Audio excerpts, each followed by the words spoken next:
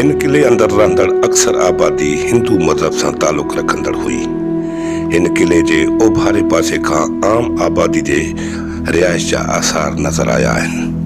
अॼुकल्ह ओभारे पासे वारे दड़े मथा माण्हुनि कब्ज़ा करे नए सिर तामीर घर कराइण शुरू करे ॾिना आहिनि ऐं ओलाए पासे का राजा नंद जे महल जा आसार नज़र आया आहिनि, जंहिंखे अॼुकल्ह मूमल जी माड़ी जे नाले सां कोटियो वञे थो। गवर्नमेंट सिंध हिन दड़े जी खोटाई जा कम कई भेरा शुरू कराया, पर कन वजूहात जे करे खोटाई वारा कम अध में रहिजी विया। खोटाई न थियण जी वजूहात अॼु ताईं मालूम थी न सकी। 1971 दौरान हाणोकी हिंदू बिरादरी जी खोजना सां हिन दड़े में पुराणे मंदिर जा आसार नज़र आया, जेको उन वक्त वेद मंदिर जे नाले सां मशहूर हो, जिते उन वक्त जा हिंदू पूजा पाठ कंदा हुआ।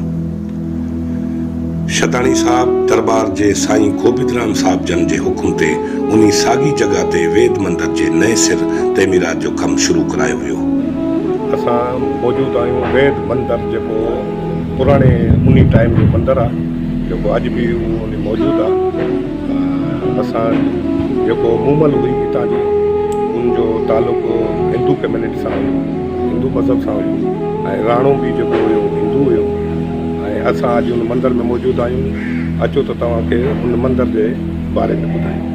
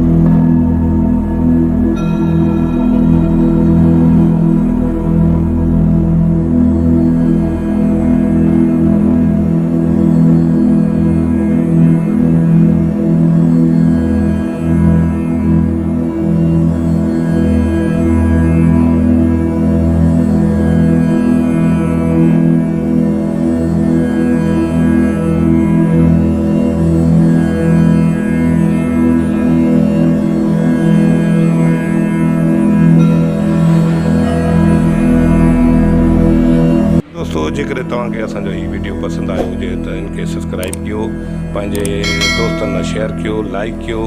इंशाअल्लाह अॻे एपिसोड में वरी तव्हां सां मुलाक़ात थींदी। उमेद अली खलवड़ खे इजाज़त ॾींदा। अल्लाह वाही।